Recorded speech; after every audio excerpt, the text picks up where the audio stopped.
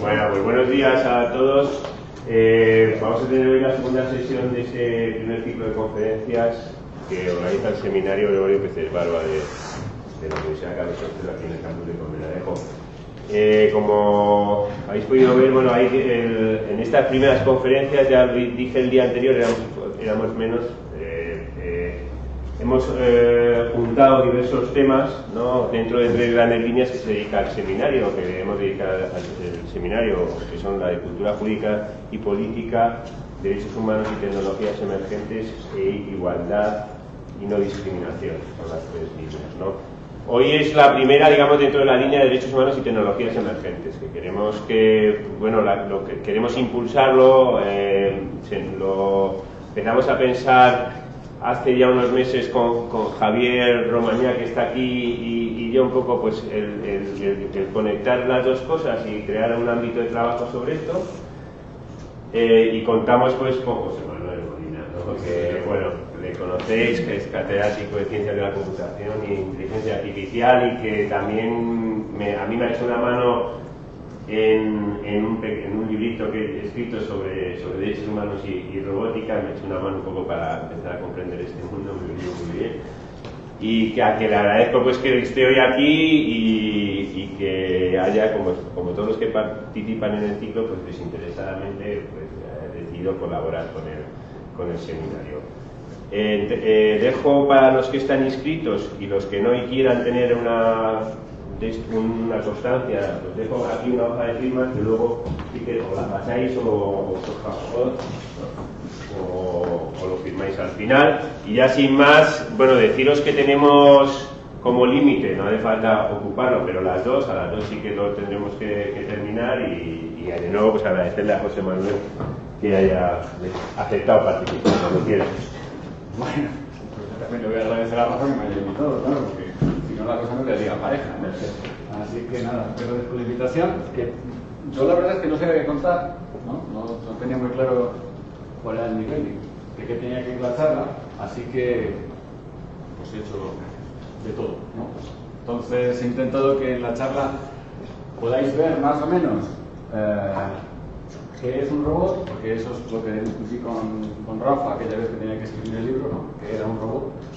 A ver si conseguimos llegar a la conclusión de que el móvil que tenéis en el bolsillo es un robot, para que nos hagamos una idea de lo que es un robot. He intentado apuntar dónde podría haber una conexión entre la cosa que tiene que ver con la parte jurídica y con la parte tecnológica, y luego ya, pues, he utilizado la última parte para hablar de ciencia ficción, que es lo que mola, ¿no? Y así terminamos hablando de ciencia ficción, que siempre nos va mucho más contento a comer, ¿no? Contento porque se va a satisfecho en la mente. El resto es aburrido, pero esta parte siempre mola mucho. Bueno, entonces voy a empezar por contar un poco la historia. Y contar la historia, estoy a punto de retrotraerme a Aristóteles, como hacen los juristas siempre, ¿no? Por Antonio Aristóteles, porque podía, ¿no? Aquellos que hablaba de los ayudantes de Festos, que eran máquinas que ayudaban. Pensaba que luego dije, no voy a ser tan pedante como los de derecho, mejor nos vamos a poner un poquito más adelante y vamos a hablar del pato cagón, que parece mucho más interesante que los ayudantes de Festos, ¿no? Este es un autómata. Es un autómata que lo traigo a colación porque hay un señor que yo no conozco muy bien quién es, que se llama Popper, no tengo idea de quién pueda ser, que hizo una frase que me parece muy graciosa, ¿no? Si no fuera por el pato cagón, nadie recordaría la gloria de Francia. Entonces, bueno, esa frase se me quedó ahí, ¿no? Y como sabemos todos que Gregorio le tiraba mucho el corazón francés, dije, pues vamos a poner el ejemplo del pato cagón como ejemplo de autómata, ¿no? ¿Qué diferencia hay entre un autómata y un robot? Que todo esto empieza con los autómatas. Aquellos señores que hacen relojes, que los relojes se mueven, ¿no?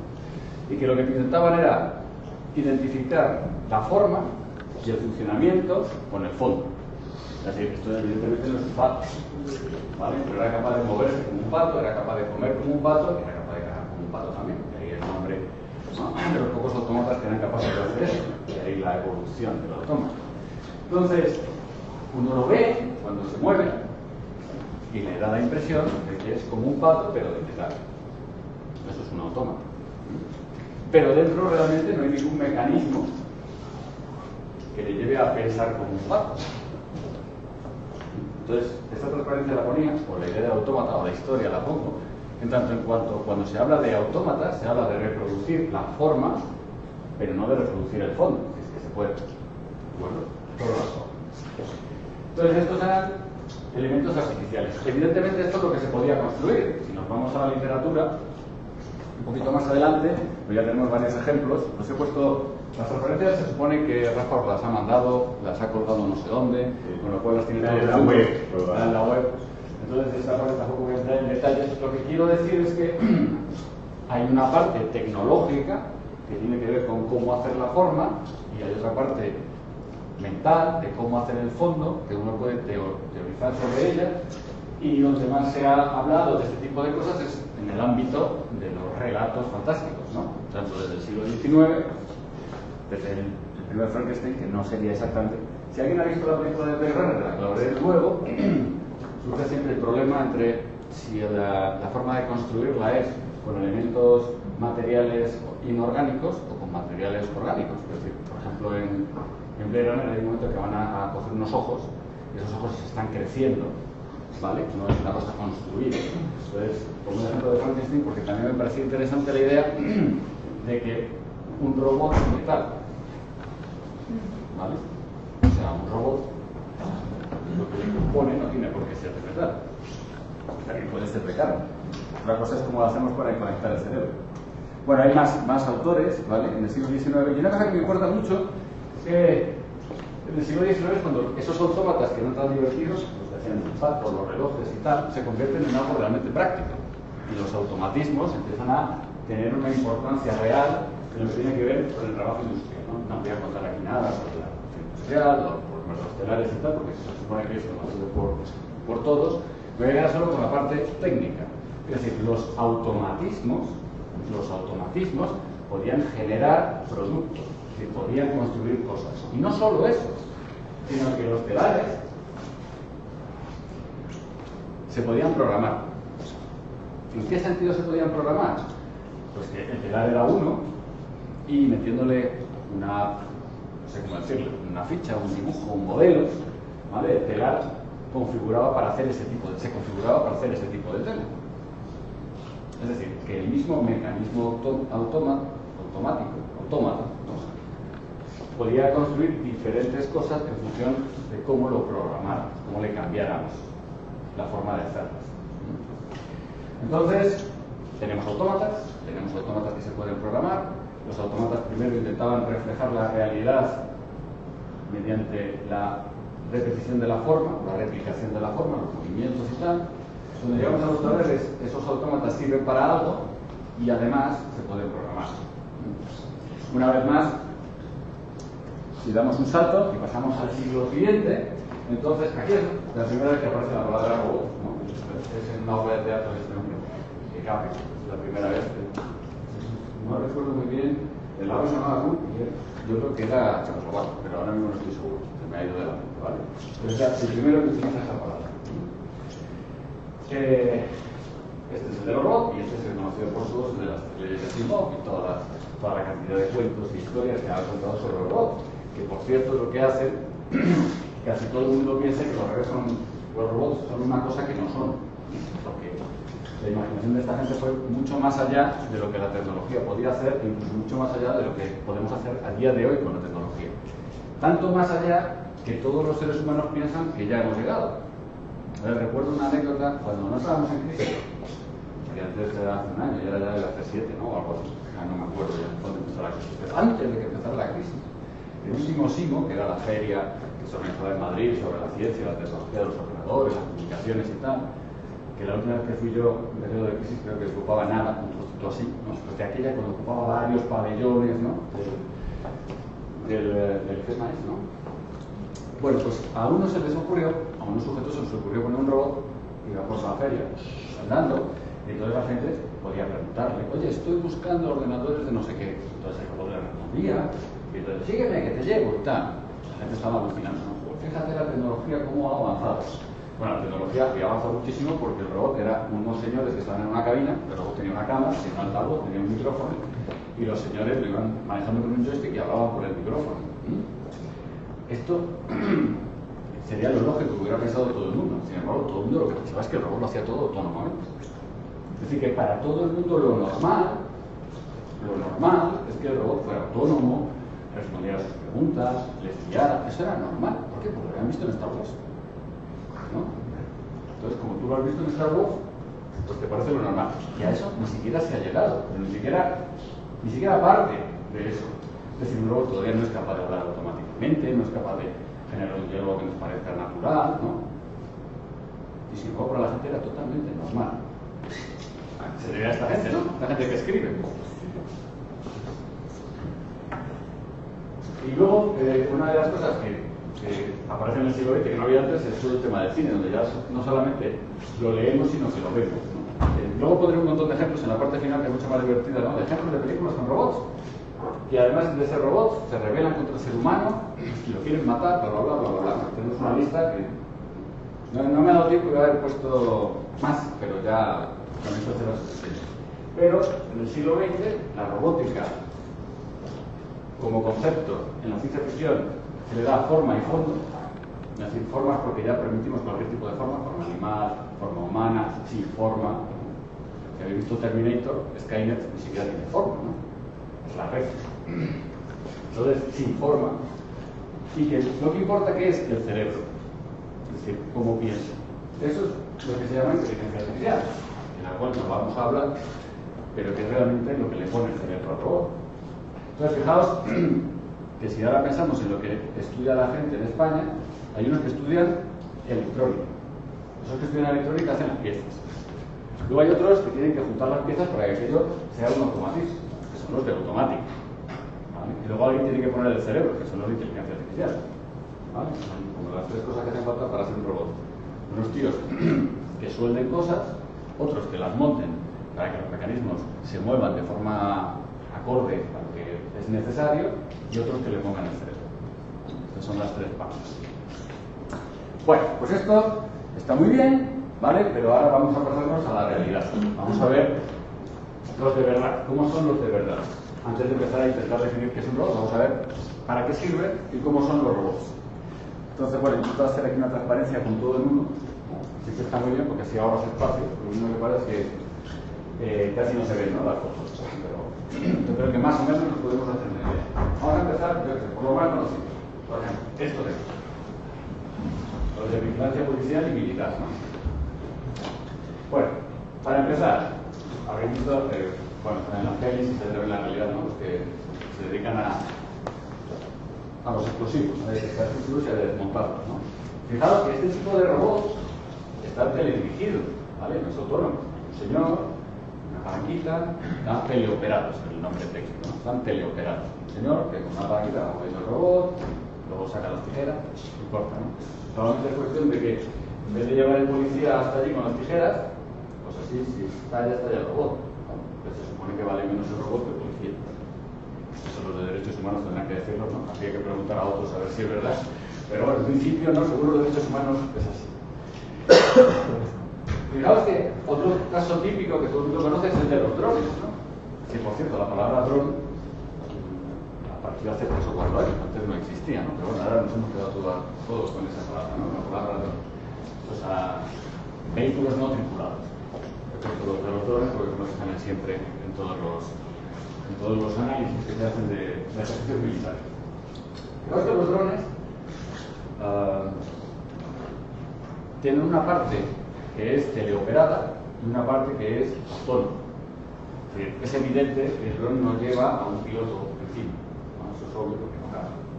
Pero tampoco tiene un piloto en la distancia, ¿no? No hay un señor en un simulador de vuelo volando el dron vuela solo.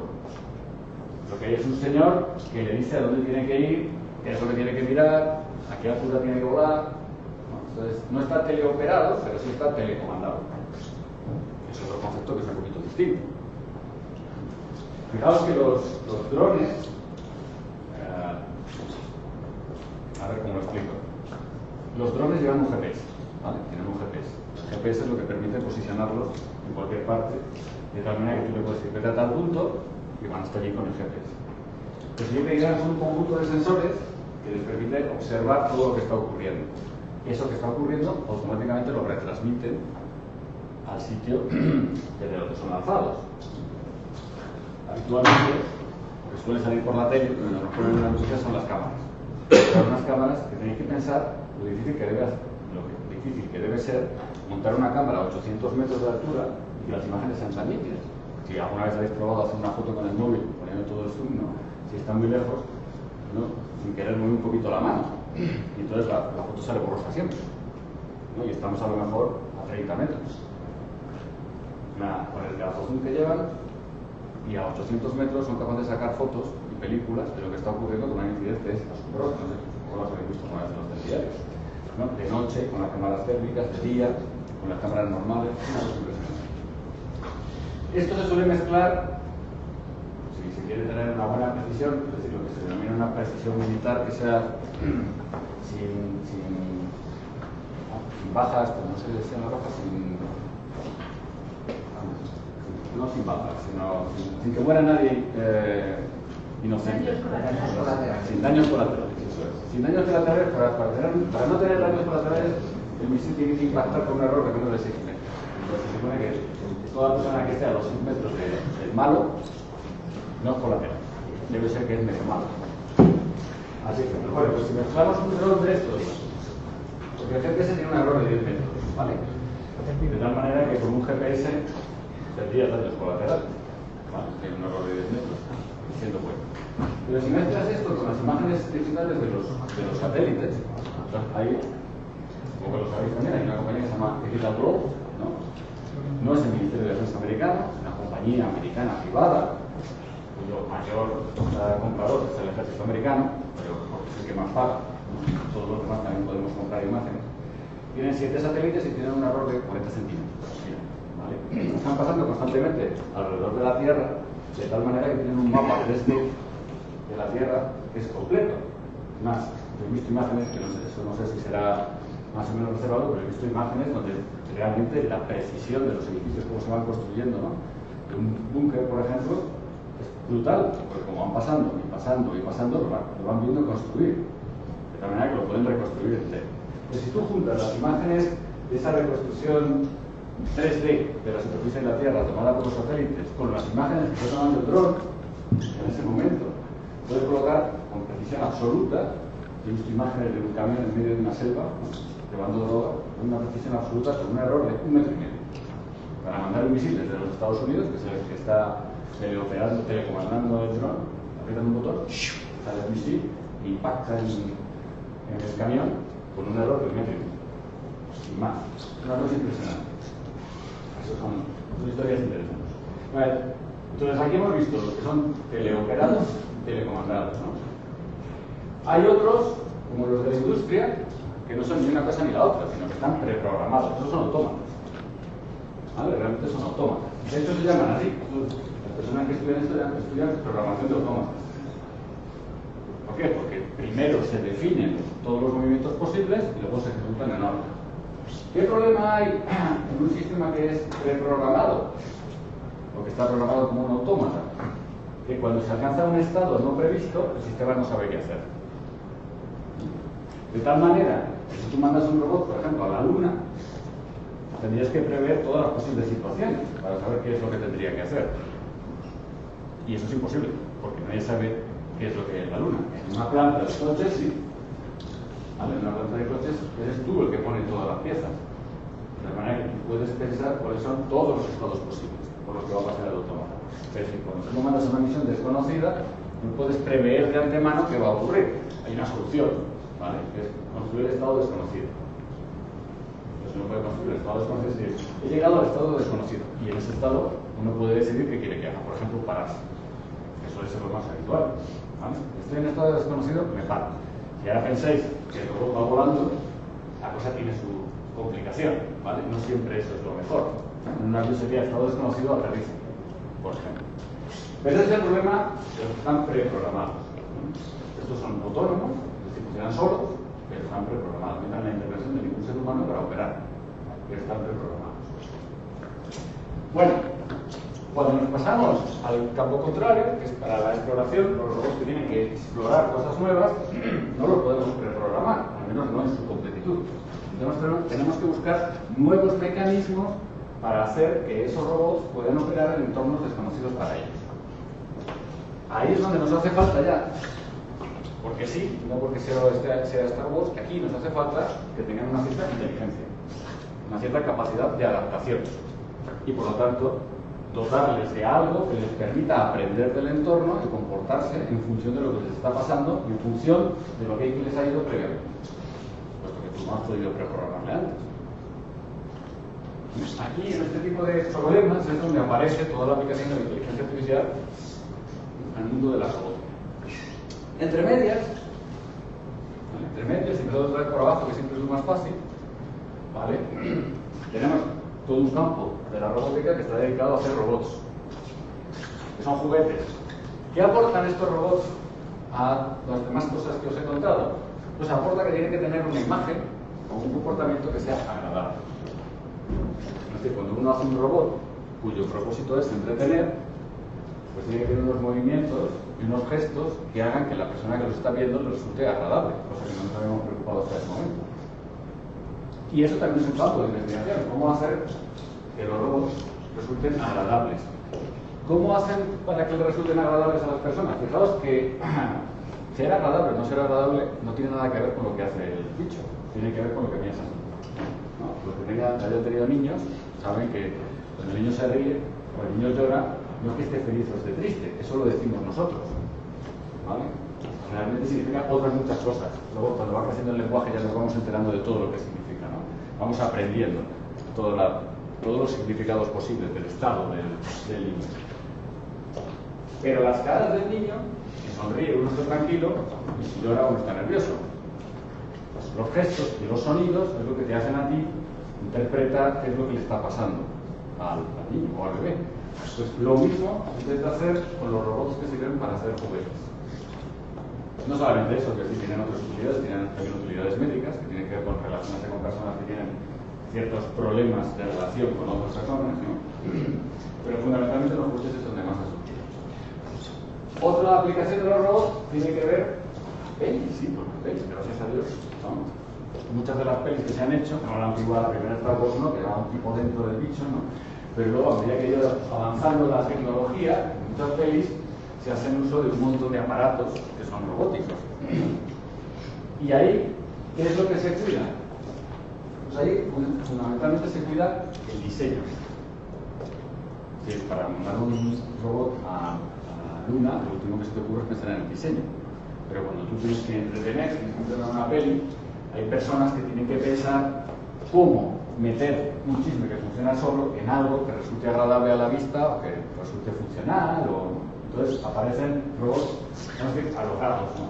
Robots que en principio no se le ocurrirían a una persona que se dedicara a la robótica, porque ni es electrónico, ni es automático, ni es informático, sino que es diseñador.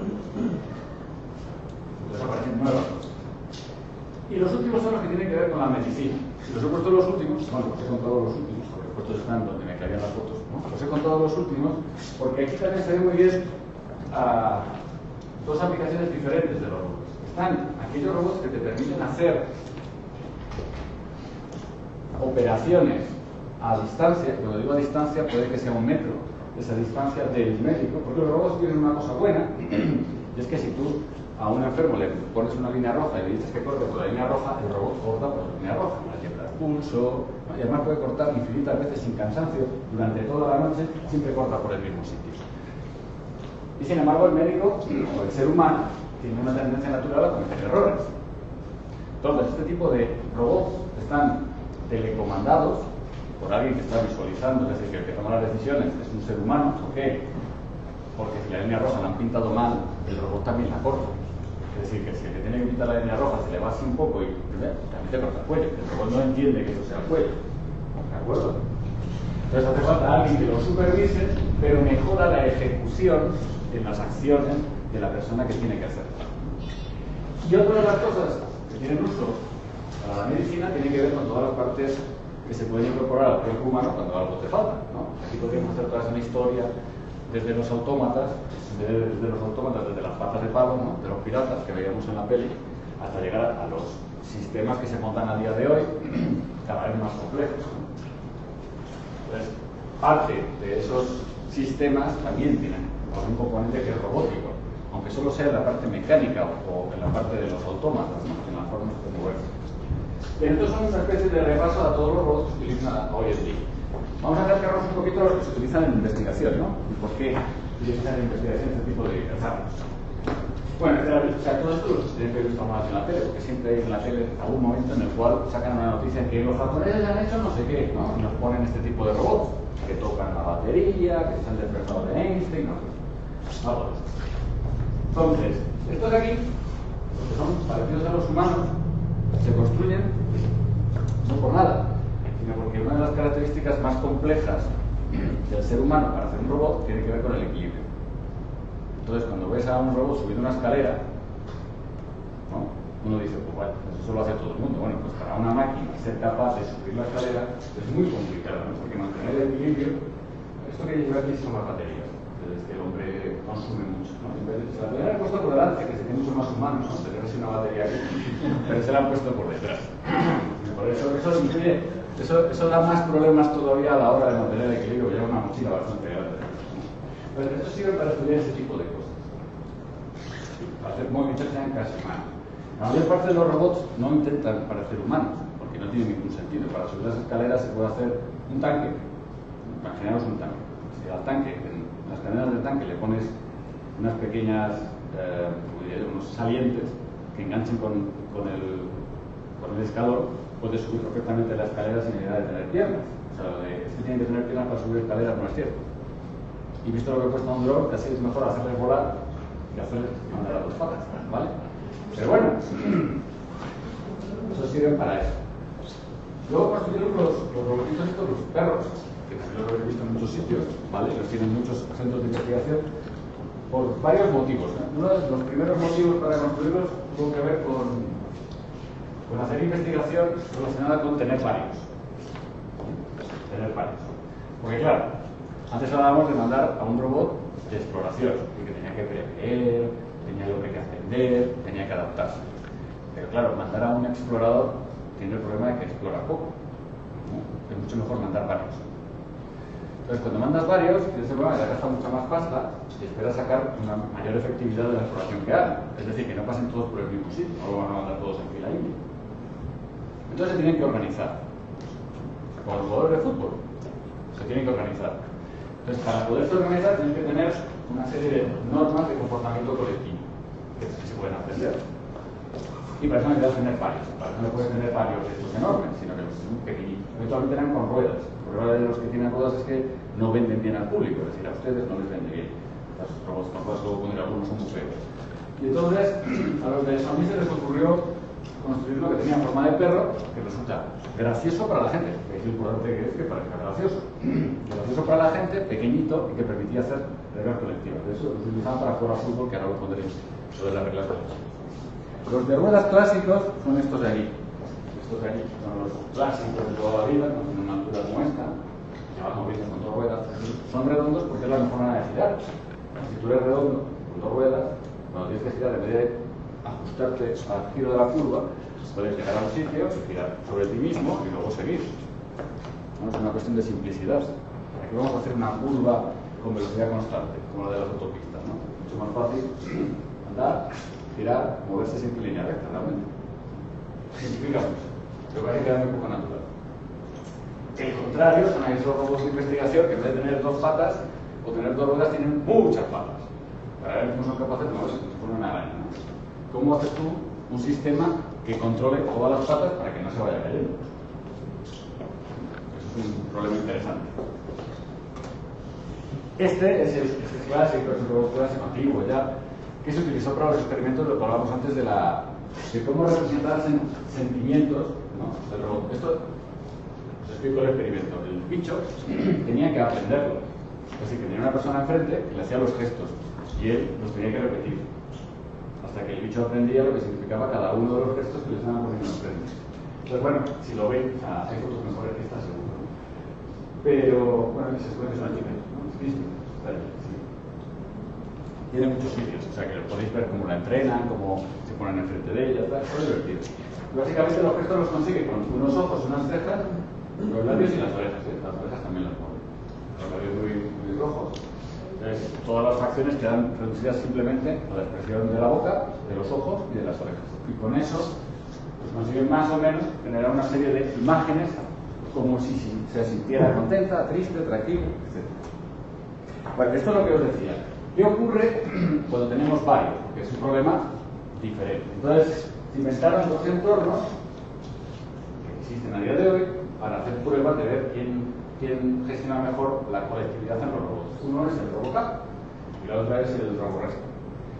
La primera de todas es muy conocida porque yo creo que incluso en el último mundial salieron, porque tienen un mundial, simplemente jugar al fútbol. ¿Vale? ¿Por qué eligieron jugar al fútbol? Pues supongo porque así alguien les haría caso y les sacaría en la televisión, porque si hubieran hecho cualquier otra cosa, pues no habrían salido en la televisión. Entonces, bueno, empezaron hace muchos años y ya llegaron a la conclusión de que tenían que hacer ligas por el tamaño, ¿no? No vale poner a todos los robots uno contra otro, porque no vale los más grandes y los más pequeños. Es lo que le pasaba ayer al Villarreal contra el Sevilla, que los defensores del Sevilla eran muy bajitos y los delanteros del Villarreal, al revés, los defensores del Villarreal bajitos y los de Sevilla los delanteros eran muy altos, ¿no? Entonces la cosa no está pareja. Entonces tienen competiciones de distintos tamaños. ¿Y de qué va el asunto? El asunto va de hacer jugar a los robots un partido de fútbol, puede ser 5 contra 5. Los robots lo que tienen que hacer es intentar pasarse la bola, intentar defender los ataques, ¿no? Intentar jugar de alguna manera que sea coherente a como todos entendemos que se juega al fútbol. En los primeros años, la gente todavía no sabía cómo hacerlo, el algoritmo que ganaba siempre era el algoritmo cristiano, ¿no? Es decir, el robot veía la bola, la cogía y tiraba hasta la portería contraria. Y ya metía bola, porque como no se enteraba muy bien de cómo pararle, ¿no? Pues a día de hoy las cosas se han ido complicando, ya los robots son más ágiles. Esto parece un entorno de broma, este parece más serio, porque no lo ve nadie, no lo utiliza nadie, o sea que no sé que todo el mundo juega con él. Este de aquí es un entorno de una catástrofe. O sea, lo que se hace es una maqueta, ¿vale? No es el tamaño real, sino que es una maqueta. Hacen como que destrozan una ciudad y luego van un conjunto de robots a hacer como un simulacro de rescate, ¿no? Y tienen que definir estrategias de los robots entre ellos para rescatar dentro de la ciudad. Del primero, bueno, aquí tengo unas fotos para que os hagáis una idea, estoy aquí hablando como un tonto, ¿no? Del primero también hay simuladores, por eso está tan extendido, ¿vale? Se puede jugar con simuladores, no hace falta tener los robots físicamente. Estos son, para que os hagáis una idea, estos son los pequeñitos, estos son los robots, ¿vale? De los pequeñitos. Y esto es lo que os decía de una foto del rescate, ¿no? Que, bueno, ya veis que es un entorno de rescate simulado, ¿no? Bueno, estos son los robots de verdad, ¿vale? Estos son los que a día de hoy existen y se utilizan. La pregunta, a día de hoy, ahora, en este momento de la charla, a las 1:07 en directo para la grabación, la pregunta es, ¿qué es un robot? Porque eso todavía no lo he dicho. ¿Vale? Cuando una historia sobre los autómatas y la película de ficción, luego he puesto un montón de fotos de robots, os he contado una batalla, pero no os he dicho que es un robot. Entonces, bueno, supongo que ya va siendo hora que os diga qué es un robot y cómo puede afectar eso a la cosa de la legislación. Bueno, pues un robot es esto. No, si a los ingenieros nos molan como todas las cajitas y las flechas. No lo podemos explicar. Nosotros, si tenemos que explicar algo, lo explicamos con cajitas y flechas. Que sé que para la gente de derecho a editar suele ser un dolor de cabeza. Pero bueno, voy a intentar explicar las cajitas y las flechas. Básicamente un robot es, este es el entorno, esto es lo que está afuera. Entonces el robot son un conjunto de sensores, un conjunto de actuadores. ¿Vale? Entonces por aquí entra la información al robot, esta es la entrada de la información. Entran a través de una cosa que se llama controlador del sensor, controlador del actuador, y no sé cómo, va para arriba, ¿no? Ya veremos, o incluso hay veces que no, directamente. Estos controladores, en función de esta información, deciden ejecutar algo. Y entonces se produce un movimiento en el entorno. ¿De acuerdo? Con la información que llega de los sensores, uno puede tomar las decisiones, o puede ser una cosita, esto sería tomar la decisión a muy bajo nivel, esto es una reacción, esto es un controlador tan sencillo como si los sensores me dicen que estoy cerca de una pared, pues me separo. O me paro, o giro, no sé, lo que queráis. Eso es una reacción. Pero claro, solo con reacciones un robot no puede llegar muy lejos, aunque, bueno, siempre es relativo, ¿no? Yo siempre pongo un ejemplo en clase y es, supongamos que queremos ir de Madrid a Roma. Casi todos vosotros en coche. Casi todos vosotros seguramente lo mediríais en un mapa. Bueno, lo que el tontón, pero dijera por dónde tenéis que ir. Pero es verdad que sabiendo más o menos por dónde está Roma, uno puede coger el coche y tirar para allá. Coge la primera calle que vaya para allá, en algún momento cogerás la autovía de Valencia, ¿no? Va para allá, llegarás al mar, el coche no puede pasar, entonces tendrás que decidir ir para abajo o para arriba. Te puedes ir para abajo, nunca puedes girar a la izquierda hasta que te cansas, te das la vuelta, pruebas para arriba, ya está. Cuando llegas a Francia dices, coño, pues por aquí puedo girar, entonces giro, me meto en Italia y acabo llegando a Roma. Es decir, que reactivo también funciona, pero es verdad que no pasa nada. Parece que se optimiza más en un mapa. Entonces, eso es lo que en un robot se llama el nivel de planificación. Es decir, tener información externa, además de la de tus sensores, bueno, externa quiere decir, está dentro de ti, pero que la has cogido de fuera, no es tuya, otra gente la has podido construir tú, y utilizas la información que te llega, más esa información, para planificar qué tienes que hacer. Que es lo que haríamos para ir a Roma. Diríamos, vamos a coger la autopista que va camino de Barcelona, cruzamos Francia y luego vamos a Roma. Y habitualmente suele haber una composición de los dos niveles. Entonces, el típico viaje en coche con un compañero, ¿no? Tú vas conduciendo y hay otro que va al lado con el mapa, que te va diciendo, gira a la derecha, pero que gires a la derecha, ya te has saltado a la salida.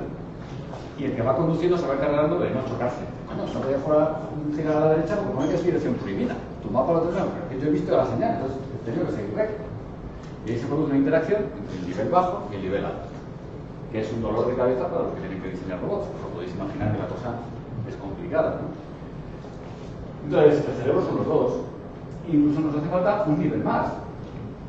¿Cuál es el siguiente nivel? El siguiente nivel es cuando nosotros tenemos que coger al robot e insertarlo dentro de un entorno donde hace falta que exprese o que nos diga en qué estado se encuentra, para que el entorno pueda tomar medidas. Por ejemplo, vamos a coger el ejemplo de vuestro móvil. Vuestro móvil tiene sensores, tiene actuadores, ¿vale? Y cuando tiene hambre, pita. Y hace ping, ping, ¿no? Y os pide que os le enchuféis a la batería, ¿no? Como es un móvil, pues nadie le ha dicho que tenga sentimientos. Pero si yo quisiera ponerle sentimientos, diría que el móvil está bien. Bueno, pues esa manera de construir los estados del robot para aglutinar un conjunto de acciones que va a tomar es lo que nosotros llamamos sentimientos y sirven para intentar explicar el funcionamiento de una serie de acciones planificadas. ¿Por qué planifica de una manera determinada? Imaginaros que vamos a jugar otra vez al fútbol con ellos. Nos ponemos a jugar. Si yo programo el sentimiento de egoísmo dentro del robot, el tipo cada vez que vea la bola, pues tira hacia fuerza, ¿no? Puedo programarle justo el sentido contrario. Y entonces cada vez que tiene la bola se la pasa a alguien. Entonces el mismo robot, con el mismo planificador y con la misma capacidad de reacción y con los mismos actuadores, solo cambiándole una variable aquí, diciéndole que sea egoísta o que sea muy solidario, lo que dicen a ver, ¿no? Que sea solidario. Pues eso, siendo muy solidario, cambia el juego. Para eso nos sirven los sentimientos, para aglutinar un conjunto de comportamientos que suman un conjunto de acciones planificadas. Y el último nivel que tenemos que poner es la capacidad de comunicarse. Si van a moverse en un entorno donde los robots, hay varios robots, se tendrán que comunicar. Se tendrán que comunicar, y comunicar implica no solamente decir aquí estoy, tengo esta información, sino también implica decir, oye, necesito que hagas esto. O si alguien te pregunta si puedes hacer una cosa, decirle, me comprometo a hacerla o no. Entonces necesitamos un módulo que te permita razonar sobre los sentimientos y que permita aclarar o acordar cómo va a ser la ejecución coordinada entre varios robots. En paralelo con esto, tenemos el aprendizaje.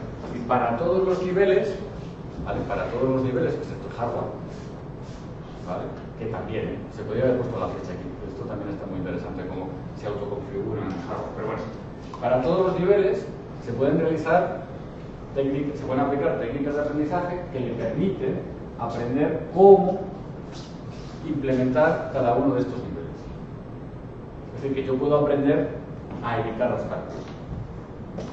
Esto yo creo recordar que es uno de los primeros libros que yo escribí, cómo aprender a aislar obstáculos. Era un simulador que luego lo aplicamos en un robot real. Fue muy divertido, os lo voy a contar para que no se haga tan aburrido. Era un robot redondo con dos ruedas, ¿vale? De los que solo giran así y así. Entonces aplicábamos un algoritmo genético para que aprendiera a no chocarse. Entonces lo que hicimos fue, le dejamos una noche, era un controlador muy sencillo, eso lo voy a tener que... Era un controlador muy sencillo, tenía unos sensores de luz y las dos ruedas. Entonces lo que hacía era, cuando se acercaba un obstáculo, los sensores de luz pues veían que se estaba acercando y directamente esa información la utilizaba para aplicarle más o menos intensidad a un motor o a otro. De tal manera que si yo me estaba acercando así, veía que por aquí estaba más cerca del obstáculo, por aquí había libertad, y lo que hacía era acelerar esta rueda de aquí y parar esta de aquí. Entonces giraba así. Esa era la idea del robot. Entonces eso lo tenía que aprender.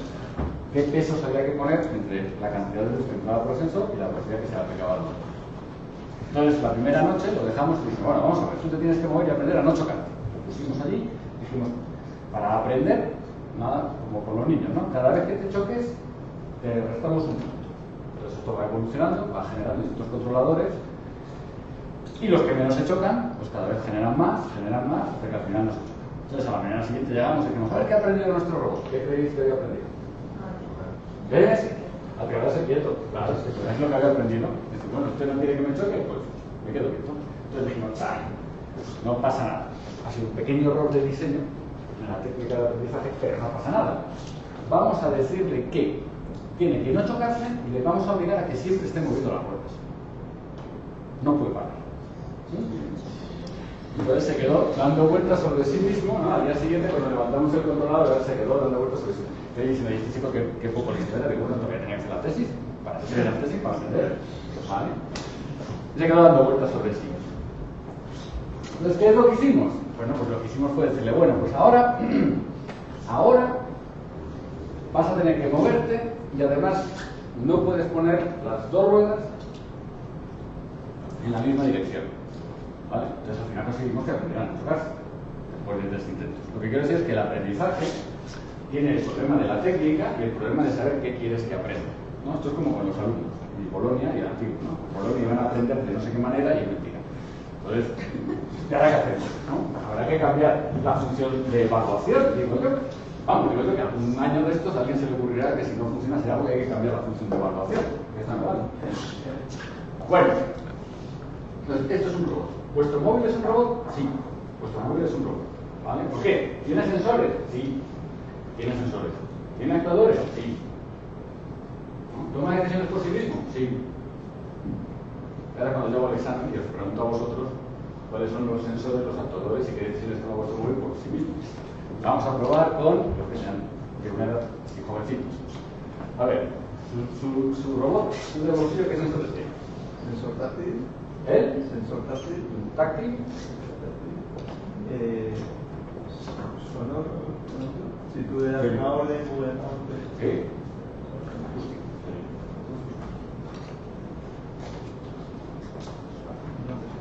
No sabes decir más, no pasa nada. Has dicho 2, ya son suficientes. Ya es una ventaja. Vamos a pasar a aquel de allí. El tercer sensor. ¿No sabe usted lo que lleva en el móvil? ¿Usted no sabe lo que lleva en el bolsillo? Muy peligroso, no sabe lo que no se mete en el bolsillo. ¿Y el caballero de al lado?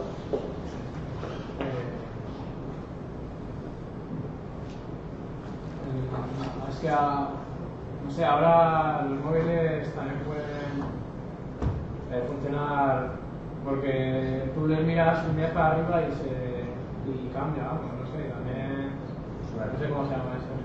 Bueno, que llevan una cámara, vamos a decir, ¿no? Que te ven los ojos. Sí, es verdad. Vale, tienen vista. Vale, ya tenemos 3. ¿No? Vamos a acabar con los alumnos del Wikipad. ¿Me quedan 2? Señoritas, el cuarto. Como están tan quietitas. ¿Eh? No, pero eso sería un actuador. O no, está muy bien, pero eso sería un actuador. Eso es algo que puede hacer. Sacar una foto. ¿No saben qué más cosas llevan? No, me lo puedo creer. Vamos a ver, ¿ustedes no utilizan el Google Maps? No les tienen que enseñar el GPS. Vamos, que eso al menos, ¿no? Lo del GPS, la GPS para suspenderles a todos ya, ¿vale? El GPS. Y además, habitualmente los teléfonos ahora te pones más brillante o menos brillante la pantalla en función de la luminancia que hay en el exterior. Yo debes tener un sensor, ¿no?, de luminosidad. Eso por lo menos, ¿no? Por lo menos. Además te van una brújula, pero por lo menos esas son conocidas. Vale. Vamos a los actuadores. Hacemos la ronda del revés. A ver, señoritas. ¿Qué actuadores lleva su teléfono? Vale, bueno, vale. ¿Eh? Las llamadas. Bueno, pero es muy de, o sea, el ring ring. ¿O no? Vale, a ver, se puede llamar, vale. Más cosas, pues, más cosas. ¿Sonido? Sonido. No sé. Que te... Vibra, ¿no? Que vibra, ya se lo voy a decir yo, porque si no, ¿no? Que vibra. Claro, hace cosas. Lo digo para que vean que se mueve. Si esto que dijeran que vibra, para que vean que se mueve, como los robots. Es más, podríamos hacer andar al móvil por la mesa, ¿no? Con vibraciones. Se va moviendo. ¿Se les habrá caído alguna vez de la mesa? ¿O no? ¿Nunca les ha pasado eso? Y eso de tomar decisiones, ¿qué decisiones toma su móvil? Por ejemplo, la de encender o apagar más la pantalla en función de la luz que hay. ¿No? Eso es una decisión que toma el móvil automáticamente. La de apagar el GPS, el wifi y tal, cuando se pega sin batería. ¿No? Esas son las típicas cosas que el móvil toma con el cero. Así que es un móvil, es un robot, pues está muy bien, porque así no hace falta pensar en cosas muy elaboradas. Fijaos que voy a ir más allá, porque claro, siempre que pensamos en un robot estamos pensando que se mueve en la realidad, pero eso ni siquiera es cierto. ¿De acuerdo? Es más, cada vez más nosotros, ¿no?, nos movemos en mundos virtuales, casi la cosa es del revés. Con esa transparencia lo que quiero decir es que hay un enorme universo que es una simulación de la realidad. Y en esa simulación de la realidad, con sus propias normas físicas y sus propias leyes físicas, se constituyen robots también. Tanto en los videojuegos como en los mundos virtuales o en la propia internet, donde ahí lo que en vez de llamarles robots, los llaman softbots, porque claro, no tienen ninguna interacción hardware con el entorno, ¿no?, sino que la lectura de datos es una lectura de datos con los sensores, coger esos datos, procesarlos, sería el cerebro del software que se está moviendo, y la actuación es la salida de los datos y qué hace con esa salida, o el acceso a determinadas páginas. Con lo cual en Internet también se habla de robots, aunque realmente son los software. Y en las redes sociales somos nosotros mismos los que hacemos, los que podemos construir como robots. O sea, nosotros podemos hacer software que interaccione por nosotros.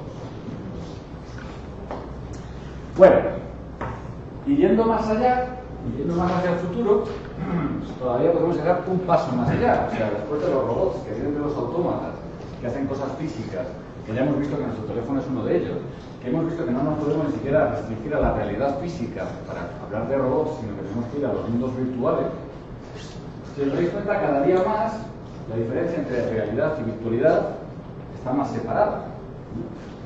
De tal manera que existen entornos enteros donde uno interacciona entre la realidad y la virtualidad. ¿De qué estoy hablando? No estoy hablando de ciencia ficción, estoy hablando de la Xbox, de la Kinect, de la Wii. O sea, no estoy hablando de una cosa maravillosa. Lo que estoy diciendo es que uno se mueve, sus movimientos los capta el ordenador, entonces él está actuando aquí fuera y sus acciones se están viendo allí dentro. ¿De acuerdo? Y no solamente eso, sino que además, desde que tenemos móvil, todo eso lo podemos hacer en cualquier sitio y en cualquier momento. No hay más que ver el anuncio este de, creo que, no sé, de la Play o este de Iniesta, que se va, está con los niños y se va corriendo a...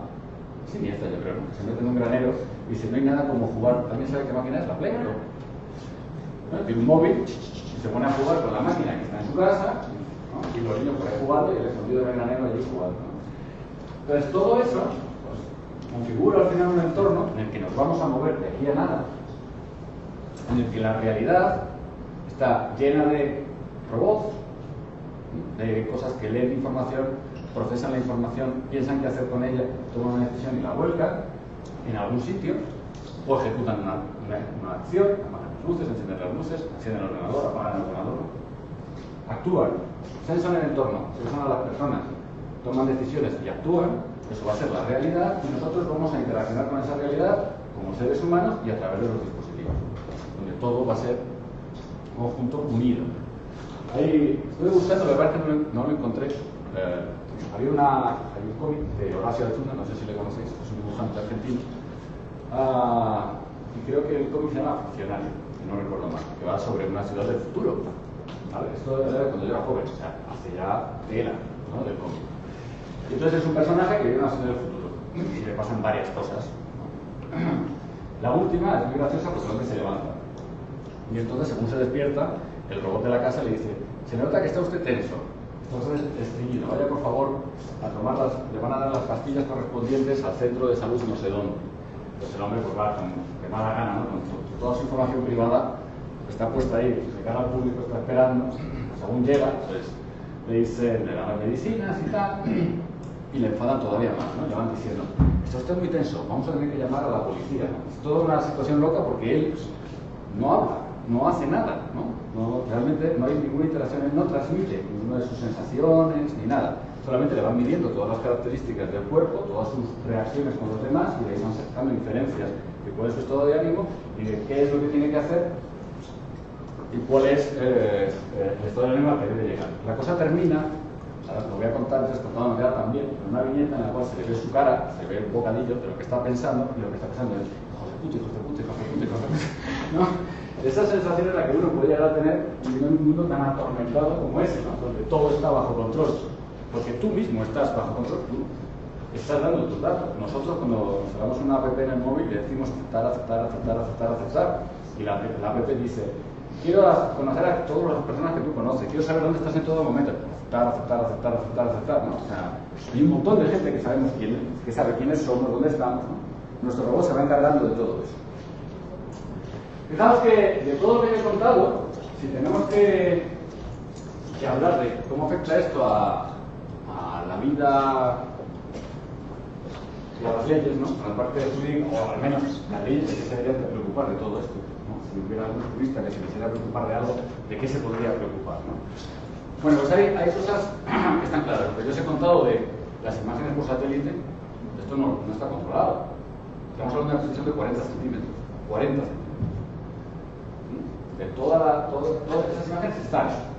Lo único que pasa es que solo se venden a los que tienen dinero, ¿no? Gracias a Dios, no todo el mundo tiene dinero para pagar. Tenemos que estar empezando el tren crisis y empieza a hacer precios de saldo, y todos los países empiezan a tener imágenes digitales de todos los países, porque si no, vamos a tener un problema. Mientras solo la tenga uno, bueno, hay un riesgo que es uno. Si de todo, va a ser un lío. Pero bueno, hay una empresa que tiene 40 centímetros y varias empresas más, entre ellas, por ejemplo, EADS, que los tienen de 1 metro. Que con 1 metro todavía, por lo menos, no se te distingue bien, ¿no? Pero los de 40 centímetros llegarán a 20 y los del metro acabarán en 40, ¿vale? Y hay un montón de empresas de estas, imágenes por satélite. Es decir, todo lo que estamos haciendo permanentemente está siendo captado y recolectado. A esto le sumamos el uso de los drones, que a día de hoy, no he puesto drones, pero podría haber puesto también cámaras, ¿no? Los drones porque son muy espectaculares. Pero, por ejemplo, en Inglaterra creo que hay una cámara para cada 3 personas. En Inglaterra no está prohibido grabar, como aquí. Entonces, está completamente plagado de cámaras. De hecho, cuando en unos algoritmos son un tanto peligrosos, ¿no? Pero que funcionan muy bien. Por ejemplo, si alguien mata a alguien en un sitio y lleva un gorro rojo, automáticamente se dice al sistema: búscame todos los tíos que lleven gorros rojos ahora mismo en Londres.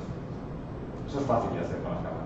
Pues automáticamente todas las cámaras que están viendo a alguien que tiene un gorro rojo indican a la policía dónde están y les muestran la imagen. Es el problema de que si el yihadista, ¿no?, o el terrorista lleva un gorro rojo y tú lo llevas rojo, te van a caer, porque claro, van a caer por encima y te van a dar hasta que vean que no eres tú, porque van a coger a todos los que tienen un gorro rojo. Pero es casi automático, es casi en tiempo real. O sea, según dan la instrucción, todas las cámaras, cada una ve un trozo de Londres, reaccionan y te dicen dónde está todas las personas que tienen un gorro rojo. Ahí habría que analizar también hasta qué punto que te caigan encima por llevar un gorro rojo tiene sentido o no, ¿no? Esto de la seguridad y el sentirse cómodo. Otra de las cosas que a alguien le deberían de preocupar es todo el tema de la aprendizaje de los perfiles. Y las empresas lo que dicen es que ellos aprenden perfiles que no son personales, no son personas concretas, sino que son perfiles de conjunto. Y que eso está protegido por la ley y que eso está muy bien porque no individualizan los datos. Puede ser que sea verdad, no digo yo que no, sino algo que firme un papel que diría que no era verdad, como nadie sabe cómo funcionan los algoritmos, lo que sí es cierto es que vuestro Gmail lo lee todo el mundo, bueno, a todo el mundo, porque sigue Google, porque es suyo, entonces se analiza, se clasifica y la publicidad que te mandan está en función de lo que tú haces, pero ya no solamente es lo que tienes en Gmail, lo que haces utilizando cualquier herramienta de Google, lo que haces utilizando Facebook, lo que haces tuiteando, todo eso se analiza, los periodistas analizan. Es más, yo he visto estudios de cómo calcular quién va a ganar unas elecciones en función de los tweets que se vuelcan en el Twitter, en función de uno y de otro. Se hacen análisis. Pues imaginaos todo eso, para mí tienen, no sé, yo me dedico a modelar a los seres humanos. Entonces al final tú puedes tener un modelo de ese ser humano, que es todavía más perfecto que lo que él piensa de sí mismo. O sea, bueno, eso suele pasar habitualmente, ¿no? Que siempre que tienes un amigo le dices, yo que pienso de ti una cosa, pero no es así. Bueno, pues la máquina, el pero no es así, es lo que saca. ¿Vale? Entonces, tenemos máquinas que son capaces de saber cómo somos sin que nosotros le digamos nada. Eso es lo que voy.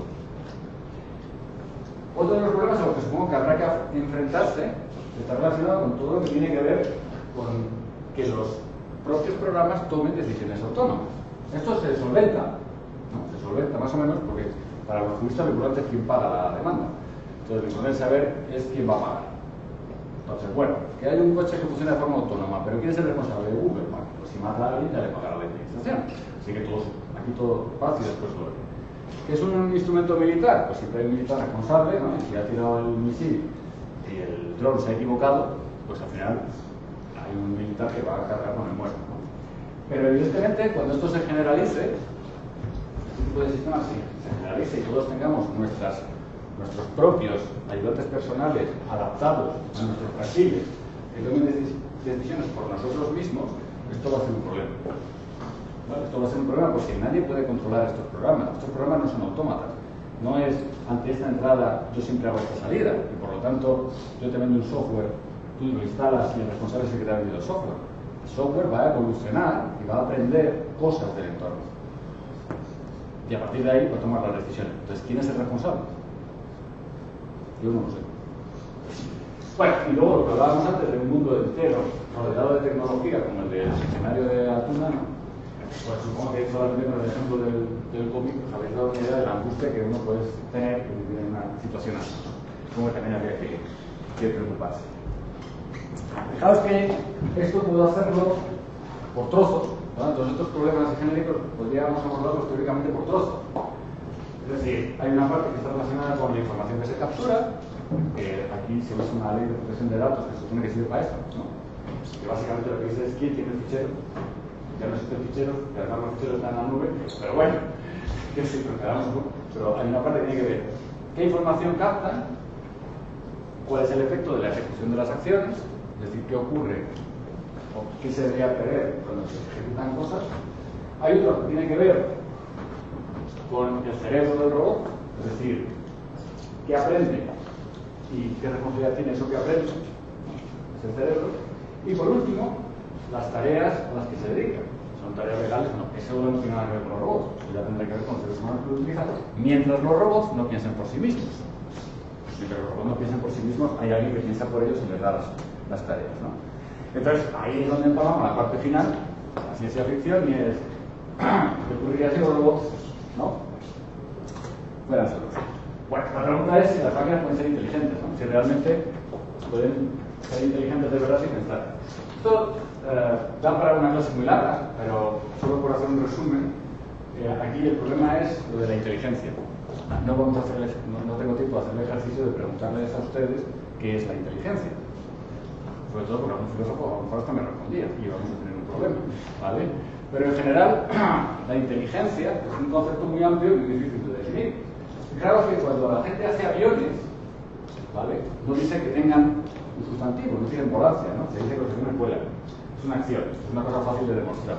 ¿El avión se sustenta o no se sustenta?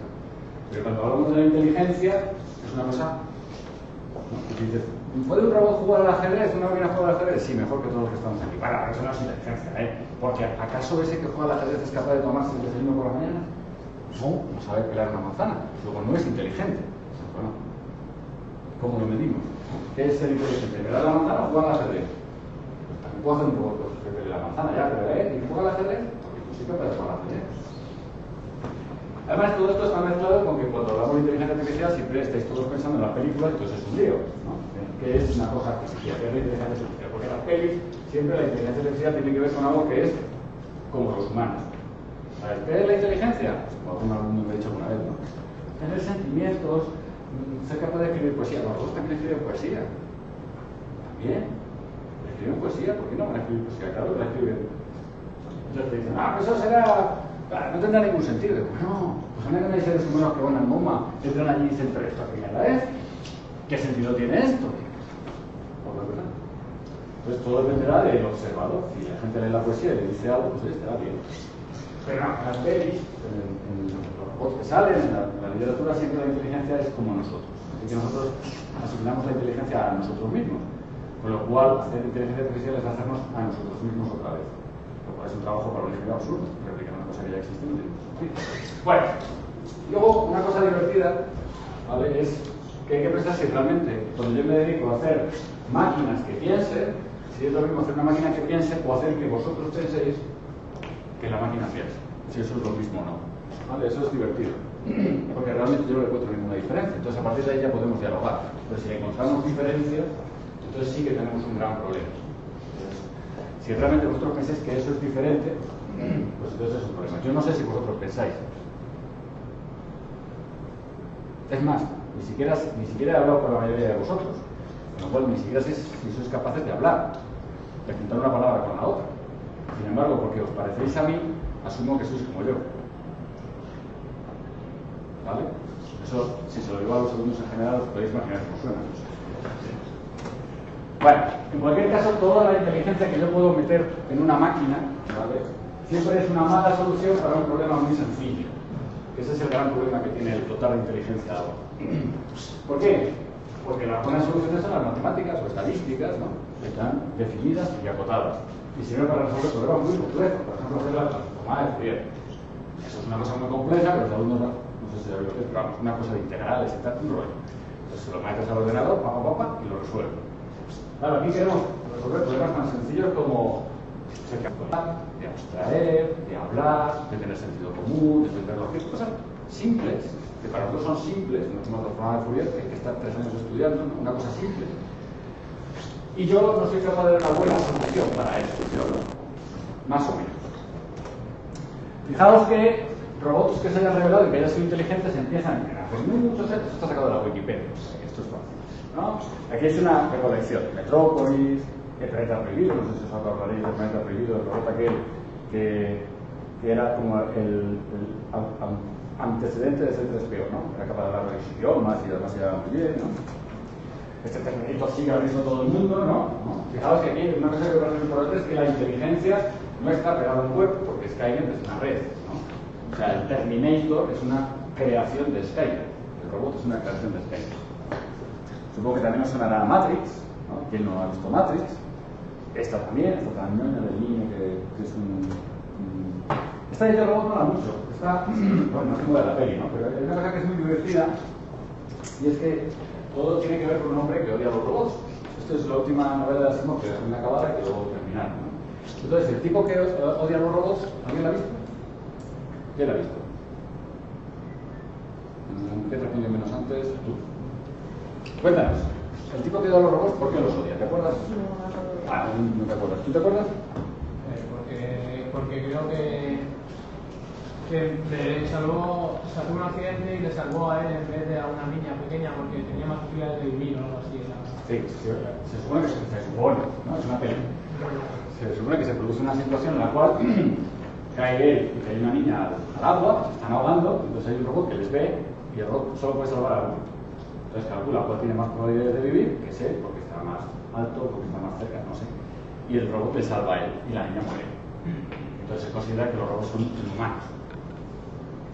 Entonces todas las pelis son iguales, siempre, ¿no? Siempre es lo mismo. Los seres humanos somos la bomba y los robots pueden ser fríos, ¿no? Solo cuando el robot consigue cierta calidez de sentimientos ya no gusta. Eso además enlaza muy bien con, por ejemplo, No sé si os acordáis de un caso que hubo hace como 2 años o algo así, en una playa de Galicia, creo que fue, en Asturias, podéis aprender, ya no me acuerdo, donde había un señor, que creo que era polaco, que se caía al agua, entonces un policía se tiraba por él, no salía, entonces se tiraba otro policía, y luego se tiraba otro policía. ¿No os acordáis de esa noticia? Sí, ¿no? Le dio la medalla a los 3, ¿no? O sea, es lo que nosotros consideramos que es la inteligencia de un ser humano, ¿vale? Que eso el robot pues, no la tenía. Es curioso. Esta peli es muy mala, pero el libro es muy bueno, ¿no? Este es el típico libro que... ¿Lo habéis leído? ¿Alguno lo ha leído? Mola mucho porque está muy bien, porque es como muy jurídico, ¿no? Es un robot que tiene un trastorno en la forma de pensar y entonces, cuando se dan cuenta de que tiene un trastorno en la forma de pensar, llama al fabricante para arreglarlo. Pero la familia que lo ha comprado, como entretenimiento, dicen que les gusta así, rarito, ¿no? Entonces lo dejan así. Ese trastorno es que le permite aprender. Entonces el hombre va aprendiendo y a lo largo del tiempo va cambiando su esqueleto metálico por partes de cuerpos humanos, entonces va siendo cada vez más humano. Entonces cuando llega al final, después de que ya se han muerto todos los que él conocía, ¿no? Ya vive solo, pasan muchos años, al final pide que le reconozcan su humanidad. Y entonces el gobierno le dice que no le puede reconocer su humanidad porque hay una cosa que no tiene. O sea, si ya es igual que un ser humano, todo es igual que un ser humano, pero hay una cosa que no tiene. ¿Qué es? No, corazón tiene, ya le han hecho uno. Que no se puede morir. No se puede morir, entonces no puede ser humano. Y entonces el robot coge y se suicida para poder ser humano. Es una cosa chula. La película es muy mala, a mí es que me parece muy mala, pero el libro está muy bien. Esta supongo que la habéis visto, los jovencitos, ¿no? Sale Wall-E, mi hija siempre me dice, papá, los robots, Wall-E. También el hombre piensa por sí mismo, salva a la humanidad. Y llegamos al punto clave de todo esto, que con esto termino. Y es, no solamente es una cuestión de que los robots tengan inteligencia. Para poderse sublevar, tendrían que tener autoconsciencia. Conciencia de sí mismos y que les importara más su propia vida que la de nosotros. Entonces, ¿cómo se mide la inteligencia de un bicho antes de llegar a ser autoconsciente? ¿Cómo se sabe si un robot o una máquina es inteligente? Bueno, pues este señor que está de moda por la peli, ¿no? Turing, aparte de muchas otras cosas, dijo una cosa que es lo que se denomina el test de Turing, que es lo que Blade Runner copiaron con el test de Bancroft. No me acuerdo ya ni cómo se puede decir. Euler-Kampf. Eso es. Y es ¿cómo sabemos si algo es una máquina? Es una cosa muy sencilla, hay que ver cuáles sus reacciones comparadas con las reacciones de un ser humano.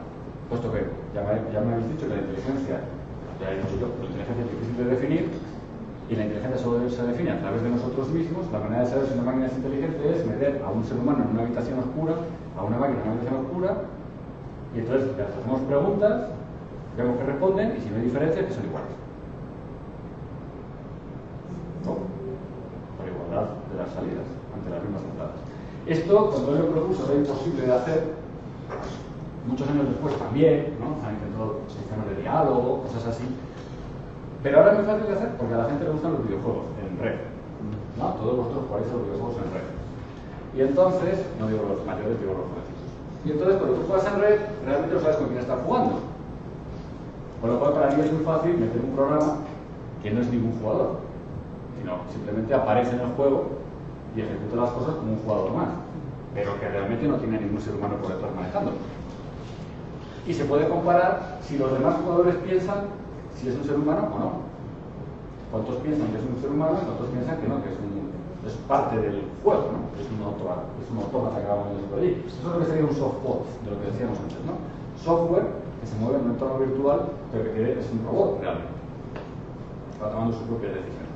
Bueno, pues en ese entorno el test de Turing lo han pasado, se han llegado hasta el 40%. Es decir, que el 40% de las personas no sabe distinguirlo, ¿vale? Es decir, lo que hacen es un juego, lo que hacen es tener solo dos muñecos. Uno es un ser humano y el otro es una máquina. Y hay un juez que está mirando la partida. Entonces se ponen a jugar los dos. Y el juez tiene que decidir quién es el humano y quién es la máquina. Entonces en el 40% de los casos falla. Bueno, de la autoconciencia, que esto es una utopía, ¿vale? Que solo os voy a poner dos pelis que son famosas por esto, ¿no?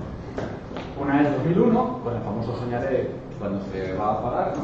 Soñaré, de Juan 9000, y la otra es Blade Runner, que espero que todo el mundo vea, donde toda la movida de la película tiene que ver con que los robots son autoconscientes y quieren vivir, que van a ver a su creador para pedirles más tiempo de vida, ¿no? Y entonces, bueno, ya sabéis todo lo que ocurre. Si veis la peli, no voy a hacer spoiler, ¿no? No os lo voy a contar. Y con eso termino, y lo siento, me he enrollado, pero será que he empezado tarde. Pero por lo menos podéis preguntar alguna cosa o lo que queráis. O simplemente dialogar unos con otros, que tampoco hace falta preguntar a mí, que no lo sé todo. Los de la primera fila no pueden preguntar, se me había olvidado decirlo. No, yo te quería plantear un tema que yo creo que también salió en un seminario que se organizó en el Instituto de Derechos Humanos en relación con el libro de Rafael de Asís, cuando Rafael de Asís estaba haciendo esas cosas de robótica. Yo creo que en toda tu intervención tú me has hablado de moral, de lo bueno y de lo malo. Es decir, mi cuestión es una cuestión, es una duda genuina, es sobre los límites del discurso de la robótica. Sobre el tema de hasta qué punto las máquinas o los robots pueden abordar el problema de los dilemas morales, por ejemplo. En la película de Enigma, no la voy a contar, pero se plantea un dilema moral muy importante.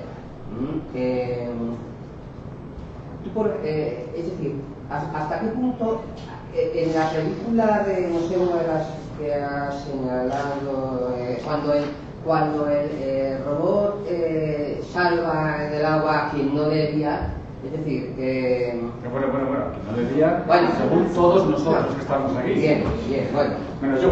En ese ejemplo vemos que por muy perfecto que sea el robot, hay un momento en el que posiblemente, como no maneja una concepción de lo bueno, de lo correcto y de lo incorrecto, pues lleva a cabo un curso de acción que merece reproche moral.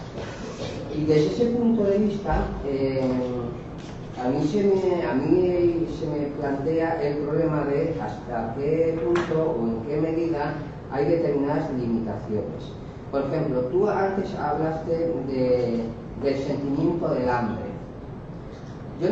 A lo mejor es un problema de palabras, pero yo no sé si cuando hablamos de hambre hablamos de sentimiento o de sensación, que no es lo mismo. ¿Por qué? Porque cuando nos metemos en el ámbito de los sentimientos, ahí nos encontramos con Kant, el sentimiento de lo sublime, o la valoración de lo estético, el tema de la empatía, el tema de la posibilidad de llevar a cabo juicios de valor. Mi cuestión es, ¿estamos frente a una frontera o estamos frente a algo que se puede abordar? Porque yo creo que eso es definitivo. ¿Por qué? Porque posiblemente si tuviéramos que encontrar algún elemento de diferenciación entre los robots y los humanos, pues a lo mejor ese elemento de diferenciación tenía que ver con el tema de los sentimientos, con el tema de la idea de deber. De la idea de deber en el sentido de deber moral, en el sentido kantiano, de la idea de posibilidad de llevar a cabo juicios de valor. Entonces, me gustaría saber cuál es su opinión. El asunto este, que lo tratamos siempre en clase, y es, ¿estamos seguros de que todo eso es algo que es innato a nosotros mismos o es una construcción que nosotros nos hacemos de la realidad? Porque si yo estoy buscando un robot, el concepto de robot en sí mismo da lo mismo, ¿no? Una inteligencia, un software, ¿vale? Un programa que sea capaz de ir aprendiendo por sí mismo cómo moverse en el entorno donde le haya colocado. Si eso es una esencia natural, también tendrá que aprenderlo. O sea, para nosotros no nos ha venido dado, bueno, no es que no pensamos que es una cosa innata a nosotros mismos, que eso me ocurre muchas veces, ¿no? Que la gente dice, la inteligencia es, pues eso que has dicho tú, ¿no? La capacidad de tener esos sentimientos que te permiten moverte de una manera determinada, te impulsan, es como la estrategia, ¿no? La manera de empujar. Si tú consideras que eso es innato, Entonces yo debería ser capaz de escribirlo dentro del ordenador para que le impulsaran en la prensa. En general, cuando se habla de robóticas es práctico, con lo cual todo eso no entra. Y cuando se llega hasta la ciencia ficción, decir ¿hasta dónde llegará el robot? Hasta donde tenga que llegar. Entonces, ¿qué puede generar? A saber. Nosotros no creemos que eso sea algo innato, sino que es algo adquirido. Es evidente que se ha adquirido no solamente en el ser humano en el aprendizaje, sino como comunicación de los demás, ¿no? Pero eso también lo tienen los robots. Los robots también se comunican cosas. Si uno aprendiera algo al respecto, se lo comunicaría a otro. Entonces, a nosotros nos llega de... Yo no sé si es innato, ¿no? Si consideras que es innato, pues no sé quién se lo va a escribir al robot, porque o sea, hay que escribírselo dentro. Si consideras que es adquirido, pues ¿por qué no? Porque no sé si tendría la menor valoración. Es lo que pasa siempre en las pelis, ¿no? Dicen, bueno, ¿qué sentido tiene la vida de una persona? Si total va a durar 70 años, ¿no? Si se muere, no pasa nada. ¿Qué va a cambiar? ¿Por qué? Porque tendrá a lo mejor otras escalas morales. Que ellos se pueden, o sea, imagínate en un mundo de ficción, ellos se pueden reparar, se pueden reconstruir, se podrían hasta copiar. ¿No? Estos son problemas que, si la ciencia ficción fuera verdad, ¿hasta dónde construirían ellos un sistema moral que les sirviera a ellos para funcionar? Que no tiene por qué ser como el nuestro. Entonces, es una cosa que está totalmente abierta. Yo siempre, o sea, pongo el ejemplo del hambre, tienes razón, además me lo critican muchos de los alumnos, que no está bien puesto, pero que es muy obvio por el tema del móvil. Siempre lo pongo, es una sensación, no es un sentimiento. Pero bueno, uno puede estar muerto de hambre, entonces a partir de ahí puede generar un sentimiento de odio y no le enchufa. Eso, o sea, yo lo puedo programar, yo se lo puedo meter al robot, ¿vale? Pero no sé cómo puedo hacer que yo coarte el aprendizaje a través de esas normas. Eso no lo sé hacer. O sea, yo puedo programar en positivo, pero si dejo aprender, ¿cómo se limita? Eso es complicado, porque no sé qué va a aprender. Por eso he puesto el ejemplo de la tontería esta de cuando yo intentaba que aprendiera a gritar, ¿no? Tú le pones una función de recompensa pensando que va a aprender una cosa y luego al final es otra la que aprende. Entonces, ¿hasta dónde puede llegar? No se sabe. En cualquier caso, estamos muy claros. O sea, eso está muy abierto. Yo creo que es más preocupante lo que hacemos nosotros utilizándolos que lo que ellos pueden hacer por sí mismos. Más cosas. Yo creo que preguntarte sobre los nanorobots. ¿Alguna idea, un concepto, cómo son los ellos? Bueno, es que... ¿Los consideras un robot? Sí, no los he metido, o sea, pues tienes razón, no los he metido porque no se me ha ocurrido. O sea, no se me ha ocurrido. Más que nada porque en el tema de los nanorobots, todo esto que yo he contado cambia un poquito, ¿vale? Cambia un poquito porque la propia forma de construirlos y de hacerlos es diferente.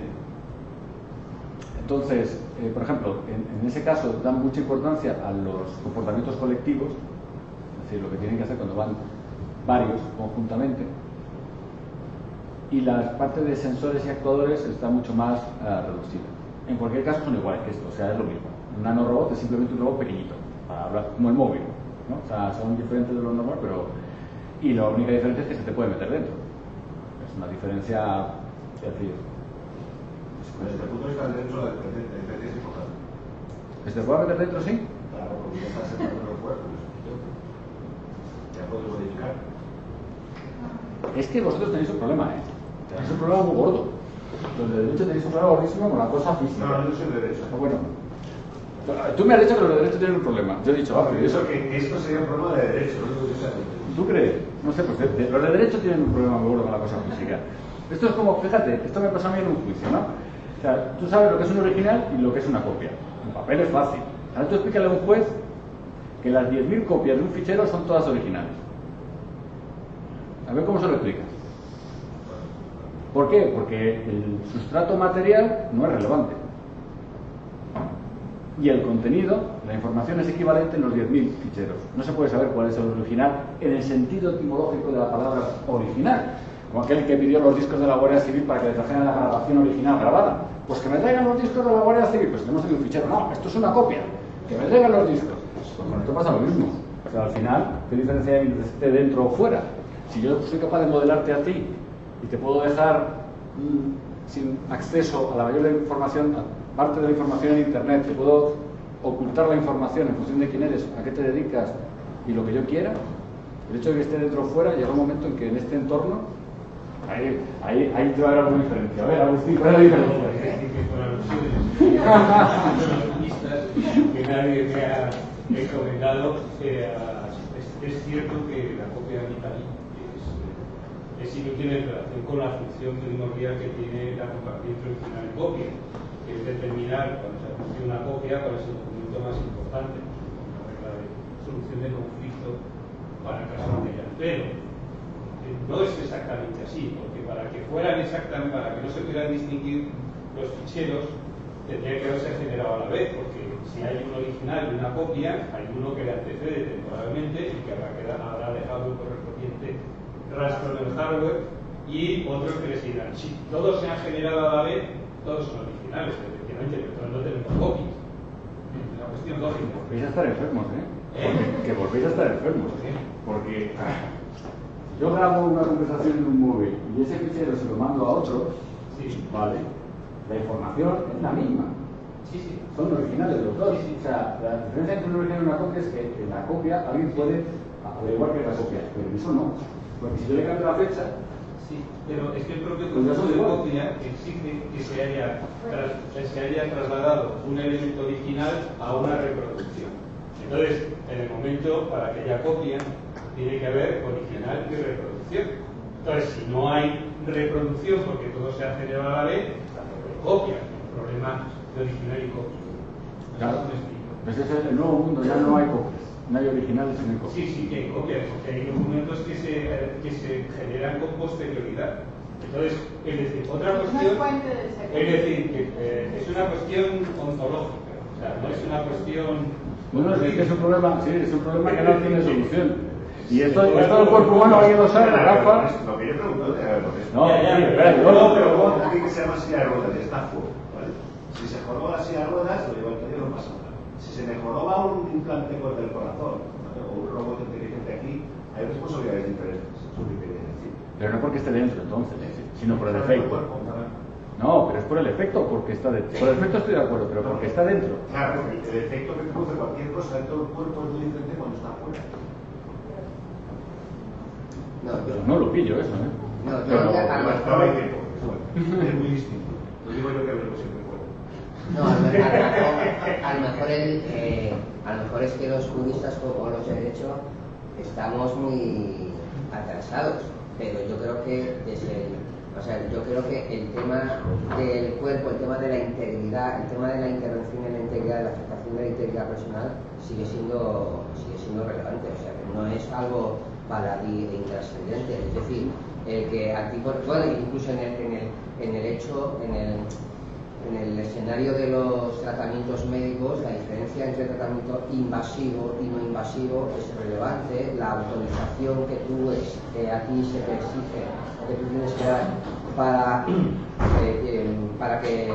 ser sujeto paciente de tratamientos que afectan la corporalidad o que no afectan es relevante. Yo creo que el tema del cuerpo el tema de la afectación del cuerpo sigue teniendo trascendencia jurídica. Lo que decía es que los robots lo pueden afectar por dentro y por fuera. Que no entendía yo el por qué que estuviera dentro era relevante a la hora de que, o sea, si el robot está fuera y te afecta al físico, es igual que si está dentro y te afecta al físico. Yo intentaba decir que no encontraba diferencia entre que esté dentro o fuera. Si te afecta al físico y que no te afecta al físico, pues sí, tiene diferencia. Pero vamos, el ejemplo que he puesto yo es si por error te cortan la yugular y te quedas allí, no, el robot estaba fuera, pero el efecto es el mismo que si es el nanorobot que te está gestionando ahí la válvula del corazón y se queda parado y entonces tu corazón hace plac y te mueres, ¿no? Quiero decir que el efecto es el mismo. O sea que yo no noto mucha diferencia, solamente que bueno, que tienes un órgano extraño por ahí metido, ¿no? Pero tal vez sea incómodo. Pero excepto por eso. A ver, supongo que tú conocerás el desarrollo que se ha seguido ahora mismo con los robots, hasta qué punto se ha llegado a programar en un robot. Pero tú, por ejemplo, ¿cuánto dirías, o sea, cuánto tiempo darías para que un robot, por ejemplo, se pudiera incluir en la vida cotidiana? En la vida cotidiana, un robot. Cuando se pudiesen ya meter todas las funciones. Es que ya están, yo sí, la aspiradora que es automática, el que limpia las piscinas, los coches que van solos, los aviones que despegan solos. Ya casi todo funciona solo. De hecho, casi todo funciona solo. Digo robots como los que has puesto de hace figuras. O sea, un robot que tenga aspecto humanoide, que esté automatizado. Que yo no creo que se llegue a hacer nunca. No creo que les merezca la pena. Que nadie vaya a pagar por ello. O sea, se hace. Yo estuve en una conferencia en Salamanca que vino un japonés que tenía un robot que es igual que él. El tipo es como un showman, ¿no? El robot lleva cuatro personas alrededor para montarlo y tal. Entonces luego él da la conferencia desde Japón, él habla, se sienta, en una cámara de vídeo, él hace como yo, pero el que se mueve es su robot, que es el que está en Salamanca. Y claro, me dijeron, ¿qué? ¿Esto es la bomba? Digo, no. Yo así que haberle visto a él por la tele hubiera sido equivalente. Bueno, de hecho le veíamos por la tele y veías al robot moviéndose, ¿no? No tenía mucho... No sé si eso va a ser necesario alguna vez, es lo que quiero decir. O sea, no sé si es como complicarlo mucho. Mola mucho en la ciencia ficción, pero cuesta mucho que se muevan solo con patas, cuesta mucho la energía que gastan. Suele haber una solución que es más fácil. Entonces, ¿por qué los aviones no mueven las alas, como los aves? Porque encontramos que el principio de la sustentación era otro. Entonces no les hacía falta moverlos, ¿no? ¿Cuándo va a haber un avión que mueva las alas como un pájaro? Nunca. Pues yo creo que nunca, pero bueno, a lo mejor al final pues, las cosas de interés hacen que se construya, pero vamos. Por lo demás estamos todos rodeados. O sea, quiero decir, todo funciona solo ya. Ya hasta hay coches eléctricos que ya dentro de nada funcionan solo, son eléctricos, es una cosa súper aburrida. Es terrible esto. Sí, tengo una pregunta que no es, pero como ya desde robótica ha pasado, que has dicho, lo de Gmail y todo el control ese de la información directa. ¿Qué te parece si hay algún problema o no tiene ninguna importancia que nos hayamos pasado en la universidad Gmail? Y que de alguna forma todos los datos, nosotros todas las cosas que hacemos, pues de alguna forma pues, estén más controladas que supuestamente quedan. Bueno, a ver, esto es como todo en esta vida, ¿no? La realidad y la ficción. Si hablamos de la ficción, teóricamente si tienes tu sistema que controlas tu información, con tus servicios que se encargan de vigilancia y tal, estás como más seguro, más resguardado. Como eso nunca es verdad, en la realidad eso no es cierto, llevarte a un sistema donde hay mucha información, donde nadie puede encontrar, como usan un pajar, pues casi hasta es más seguro tenerlo todo en Gmail, porque tú hasta lo puedes perder. Seguro que no hay backups suficientes, no se hacen las medidas de... ¿Sabes? La seguridad absoluta no existe. Y entonces al final te lo llevas a Gmail, donde la redundancia, la gran cantidad de cosas, pues hace que funcione y total, como tampoco manejamos información que sea muy restringida, pues nos da igual. Entonces al final, en la realidad es más seguro Gmail que el de la universidad seguro. Que los alumnos seguro que se colaban, cogían mails de los profesores, seguro. Y en Gmail una página, no leen el correo y cuando te vas a Colombia, pues te dicen, coja tal avión, haga tal cosa. Y yo, estos tíos, ¿cómo sabrán que estoy en Colombia? Bueno, por mil motivos. Una, porque lo han hecho por Gmail, porque has comprado los billetes por Gmail, los han enviado, los has impreso, porque cuando llegas a Colombia tienes el teléfono móvil y le dices aquí estoy, entonces cambia rápidamente toda la hora. Entonces, claro, Google lo sabe todo y entonces, bueno, pues ahora puede hacer matching también con los mails del trabajo. Entonces será solo con los personales y será con los del trabajo. Pero es que la otra alternativa no existe, no tenemos dinero para pagar una cosa que sea real, que funcione de verdad. Yo no creo que funcionará antes. Entonces, si no puedes, ¿no?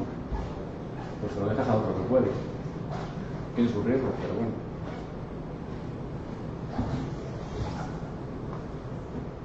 Bueno, Nada más.